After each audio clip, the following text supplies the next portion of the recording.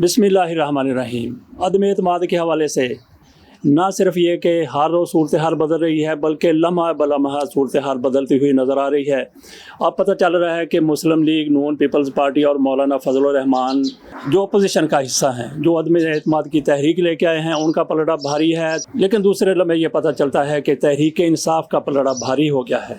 यहाँ पर यह भी नज़र आया कि तहरीक इंसाफ बिल्कुल डूबती हुई नज़र आ रही है, लेकिन फिर ऐसा हुआ कि तहरीक इंसाफ बुलंदियों पर नज़र आई। तो ये सूरत हाल कब तक जारी रहेगी? ये सूरत हाल अदम एतमाद पर वोटिंग होने से एक लम्हा पहले तक जारी रहेगी। नशेब व फराज आते रहेंगे, लेकिन होगा क्या? बिल्लाखिर इमरान खान की जीत होगी, तहरीक अदम एतमाद नाकाम हो जाएगी। ये 100% दुरुस्त बात है। जैसे ही अदम एतमाद पेश की गई थी 9 मार्च को या 10 मार्च को, उस वक्त हमारा इस्तदलाल यही था। मैंने अपने कालमों में लिखा था और वीडियो भी बनाई थी कि इमरान खान के ख़िलाफ़ तहरीक अदम एतमाद किसी सूरत में भी कामयाब नहीं हो सकती। लेकिन उस वक्त मेरे पास सबसे बड़ी दलील ये थी कि बेनज़ीर भुट्टो के ख़िलाफ़ 1989 में 1989 में अदम एतमाद की तहरीक पेश की गई थी। मियाँ नवाज शरीफ वज़ीर आला पंजाब थे, ताकतवर वज़ीर आला थे, सारे वसाइल मियाँ नवाज शरीफ के पास थे, उनकी सवाबदीद पर थे। बेनज़ीर भुट्टो की मुखालफत जनरल असलम बेग ने भी की थी, जो आर्मी चीफ थे। फ़ौज गोया बेनज़ीर भुट्टो के ख़िलाफ़ थी, मियाँ नवाज शरीफ के साथ थी। और सदर इसहाक़ खान 52(8)B के इख्तियारात के तहत वो असम्बलियाँ तोड़ सकते थे, हुकूमत ख़त्म कर सकते थे, ताकतवर सदर थे। वो बेनज़ीर भुट्टो की हुकूमत के ख़िलाफ़ थे। लेकिन इस सब के बावजूद भी बेनज़ीर भुट्टो की हुकूमत बच गई थी। अदम एतमाद उनके ख़िलाफ़ नाकाम हो गई थी। जितने वसाइल मियाँ नवाज शरीफ ने पंजाब हुकूमत के इस्तेमाल किए थे, उसके बराबर या उससे कुछ ज़्यादा बेनज़ीर भुट्टो की तरफ से भी इस्तेमाल किए गए थे। पैसा बेदरेग बहाया गया था, नोटों की बोरियों के मुँह खोल दिए गए थे और ओहदे भी बेदरेग बांटे गए थे, नवाज शरीफ की तरफ से भी और बेनज़ीर भुट्टो की तरफ से भी। बेनज़ीर भुट्टो वज़ीर आज़म थी और मियाँ नवाज शरीफ पंजाब में वज़ीर आला थे। तो मेरा इस्तदलाल ये था कि उस वक्त जब फ़ौज भी हुकूमत के ख़िलाफ़ थी, सदर इसहाक़ खान हुकूमत के ख़िलाफ़ थे, एक ताकतवर वज़ीर आला भी बेनज़ीर भुट्टो की हुकूमत के ख़िलाफ़ था, इसके बावजूद हुकूमत अदम एतमाद की तहरीक से बच गई थी। जो भी उन्होंने वसाइल इस्तेमाल किए थे, मैं इसी एक पॉइंट को लेके कह रहा था कि इमरान खान के ख़िलाफ़ भी तहरीक अदम एतमाद किसी सूरत कामयाब नहीं हो सकती। फ़ौज एक बहुत बड़ी ताकत है, सियासत में पाक फ़ौज का रोल रहा है। उन दिनों ये हुआ था कि बेनज़ीर भुट्टो के ख़िलाफ़ फ़ौज थी, लेकिन आज की फ़ौज इमरान खान के ख़िलाफ़ नहीं है, इमरान खान के साथ है। बहरहाल न्यूट्रल होने का थोड़ा सा खुमार फ़ौज को चढ़ा हुआ है, ISI को चढ़ा हुआ है, किसी और को नहीं। ISI का एक ही आदमी DGISI, वो थोड़ा सा अपने आप से बाहर होता हुआ भी नज़र आ रहा है। आज हर तरफ इस्टेब्लिशमेंट हो रही है। इसी चीज़ ने शायद उनको भी तकब्बर की चोटियों पर ले जाके बिठा दिया है। न्यूट्रल होने के ज़ोम में उन लोगों को भी आगे आने का मौका मिल रहा है जो पाकिस्तान की सालमियत के ख़िलाफ़ रहे हैं, जो पाकिस्तान की सालमियत के ख़िलाफ़ काम करते रहे हैं, लूट मार करते रहे हैं। पाकिस्तान का बेड़ा जिन लोगों ने गर्क कर दिया। तो बहरहाल हम आ जाते हैं फिर इसी तरफ। ISI की बात करें तो ना ISI इमरान खान के ख़िलाफ़ है, ना इमरान खान के साथ है, न्यूट्रल इसको कहा जा रहा है। उन दिनों बेनज़ीर भुट्टो के दौर में फ़ौज बेनज़ीर भुट्टो के ख़िलाफ़ थी, इसके बावजूद बेनज़ीर भुट्टो की हुकूमत बच गई थी। तो आज की फ़ौज न्यूट्रल है। मैं ये कहता हूँ कि फिर इसी वजह से अगर फ़ौज इमरान खान के ख़िलाफ़ हो जाए, फिर भी मैं उसी चीज़ को लेके ये बात कर रहा था कि इमरान खान की हुकूमत का कुछ नहीं बिगड़ेगा। लेकिन आज सूरत हाल मुख्तलिफ भी है।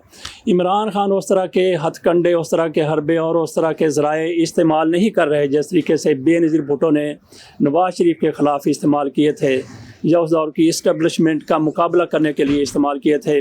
इमरान खान एक साइड पे होकर एक पैसा देने का रवादार नहीं है, ओहदे तकसीम नहीं कर रहा। जिस तरीके से आसफ़ अली ज़रदारी वहाँ नोटों की बोरियों के मुंह खोल रहे हैं और यहाँ पे बेनज़ीर भुट्टो के दौर में बैरूनी ताकतों की तरफ से किसी किस्म की मदद नहीं की गई थी। लेकिन आज की तहरीक अदम एतमाद में वज़ीर आज़म की तरफ से कहा जा रहा है कि बैरूनी ताकतें भी इस मामले में आगे आगे हैं। وہ بھی تحریک عدم اعتماد کی حمایت کر رہی ہیں اور بہت سا پیسہ ان کی طرف سے بھی استعمال کیا جا رہا ہے، پاکستان میں بھیجا جا رہا ہے، جبکہ آصف علی زرداری سندھ حکومت کے جو بجٹ ہے، سندھ حکومت کا جو بجٹ ہے، سندھ حکومت کے جو پیسے ہیں، جو وسائل ہیں، بے دریغ وہ لوگوں کو خریداری کرنے کے لیے استعمال کر رہے ہیں۔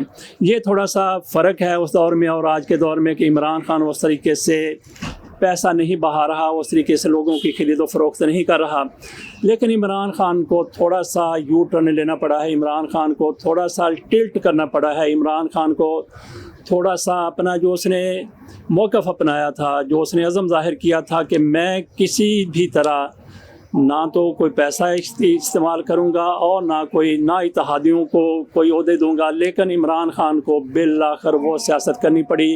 عمران خان چودھریوں کے ہاتھوں بلیک میل ہو گئے ہیں اور عمران خان ہو سکتا ہے کہ ایم کیو ایم کے ہاتھوں بھی بلیک میل ہو جائیں۔ ان کو بھی اپوزیشن کی طرف سے بے بہا ان کو بھی مرا دینے کا وعدہ کیا گیا تھا، کاف لیگ کو بھی وعدہ کیا گیا تھا۔ عمران خان نے جب یہ لوٹیا ڈوبتی ہوئی دیکھی، پنجاب میں اس کے سوا کوئی چارہ نہیں تھا، یا تو پھر عمران خان پنجاب کی حکومت جانے دیتے۔ پنجاب کی حکومت اگر جاتی عدم اعتماد کی تحریک بزدار کے خلاف آ گئی تھی، اگر پنجاب کی حکومت چلے جاتی تو پھر مرکز میں ان کا بچنا ناممکن تھا، مشکل تھا۔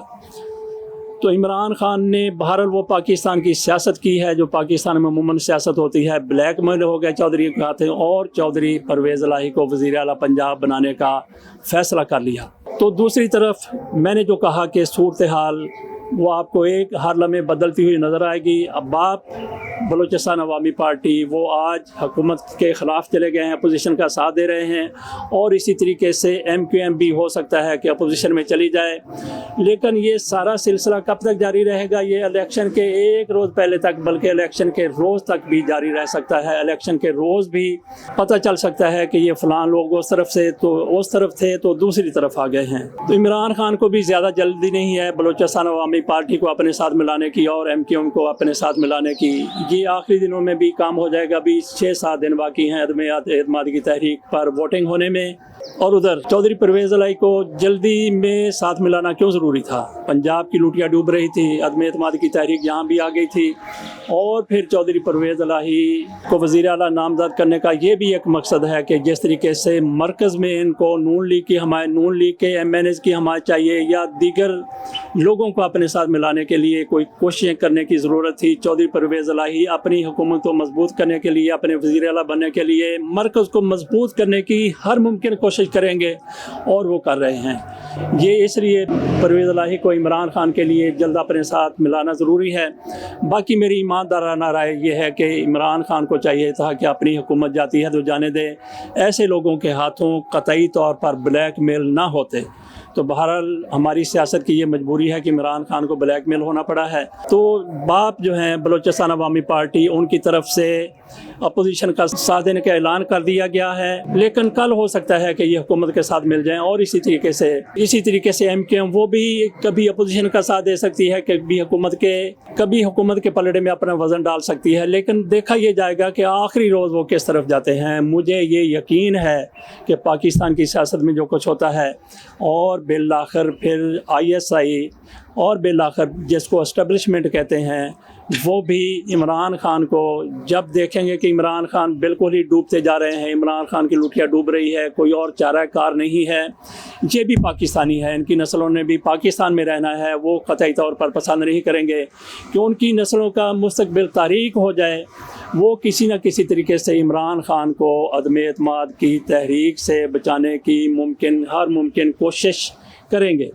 یہ میرا استدلال ہے عمران خان کے خلاف تحریک عدم اعتماد ناکام ہونے کا۔ باقی رہ گئی بات ڈی جی آئی ایس آئی کی ندیم احمد صاحب کی، جن کو بہت شوق ہے نیوٹرل رہنے کا۔ اسٹیبلشمنٹ صرف آئی ایس آئی کا نام نہیں ہے، اسٹیبلشمنٹ مکمل فوج کا نام ہے۔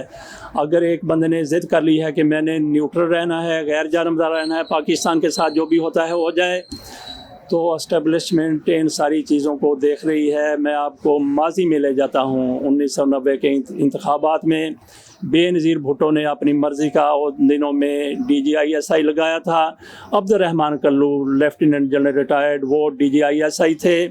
بے نظیر بھٹو کو ہر قسم کی رپورٹ کرتے تھے، لیکن پاک فوج ان دنوں میں جنرل اسلم بیگ کی نگرانی میں بے نظیر بھٹو کے خلاف IGI کو مستحکم کرنا چاہتی تھی۔ بے نظیر بھٹو عدم اعتماد کی تحریک سے بچ گئی تھی، لیکن اسحاق خان نے اپنے اختیارات استعمال کرتے ہوئے ان کی حکومت توڑ دی۔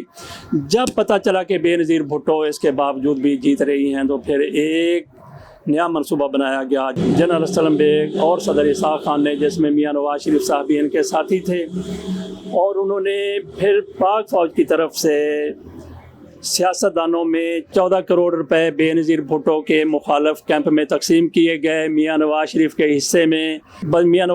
حصے میں 30 لاکھ روپے سے زیادہ آئے تھے، باقیوں کو بھی اسی طریقے سے لاکھوں روپے دیے گئے تھے۔ بیگم عابدہ حسین کی طرف سے اعتراف کیا گیا کہ ان کو 10 لاکھ روپے ملا تھا، اور بیگم عابدہ حسین نے وہ 10 لاکھ روپیہ چند سال قبل قومی خزانے میں جمع کروا دیا تھا۔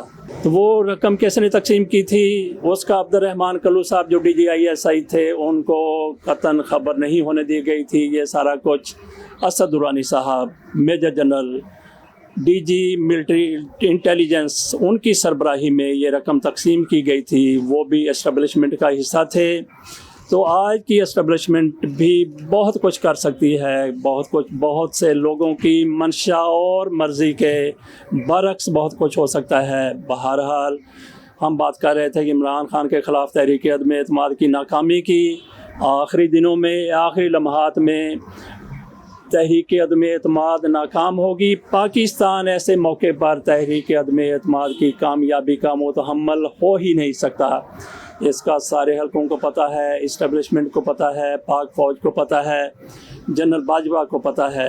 ISI کے نیوٹرل ہونے کا یہ فائدہ ہوا ہے کہ چودھری پرویز الہی نے، جو اسٹیبلشمنٹ کی مرضی کے بغیر ایک قدم نہیں اٹھاتے، انہوں نے عمران خان کی حمایت کا فیصلہ کیا ہے۔ میں بات پھر وہی کروں گا اسٹیبلشمنٹ کی، کہ اسٹیبلشمنٹ میں ISI کے علاوہ بھی کچھ فورسز شامل ہیں۔